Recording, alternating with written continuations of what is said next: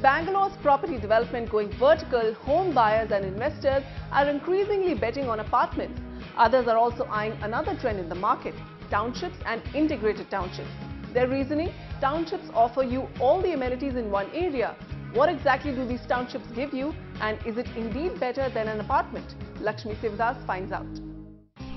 Rakesh Narayan and his wife Shruti have just moved from Pune to Bangalore. Working for IT firms and at odd hours, the one thing they dreaded the most was travelling to different parts of the city to access basic amenities. That and the security concern.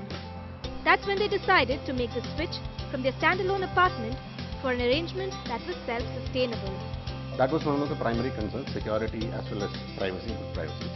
Then another big concern definitely was a good parking spot. There are a lot of amenities here. I mean, we have a very good clubhouse which has a lot of facilities like squash courts, tennis courts, etc. apart from a multi-gym. Then we have restaurants. There is a good pharmacy out here. There is a very nice grocery store. And they aren't the only ones. Thanks to the massive growth of the city, more and more home buyers prefer to live in townships and integrated townships to avail civic amenities that they wouldn't have access to otherwise. But first, what's the difference between the two?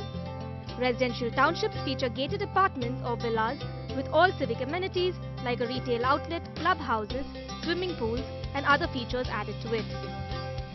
Integrated mixed-use townships, on the other hand, have a mix of villas, apartments, senior living areas as well as large-scale retail areas and commercial spaces. The idea behind these? To provide quick access to all the essential amenities and recreational facilities that a person would need in his daily life. Capital appreciation you will actually see in a township being far more than a standalone project. So if a standalone project gives you a return of 10 to 15%, in a township it can go as high as 25%. The number of townships in Bangalore has not only spiked, but they have also emerged as hotspots for rental accommodation. Prices for integrated townships in various parts of the city have risen from 3,580 rupees per square feet to as much as 5,213 rupees per square feet in just a span of 1 year. Key builders in the segment include the Prestige Group, the Brigade Group, Puravankara and also the Ozone Group. The top 5 micro-markets with these townships are Bannerghatta Road, Whitefield, Devanahalli and Hosur Road. Despite the evident advantages of living in an integrated township, experts say that it is not without its challenges.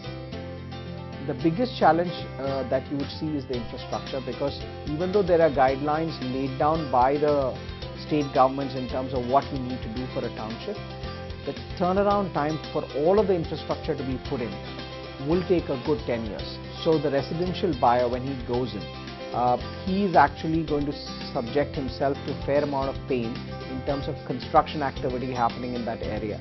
So that's like I said, a 10-year period. Experts also say that there are limitations to how much a person can alter a house in a township.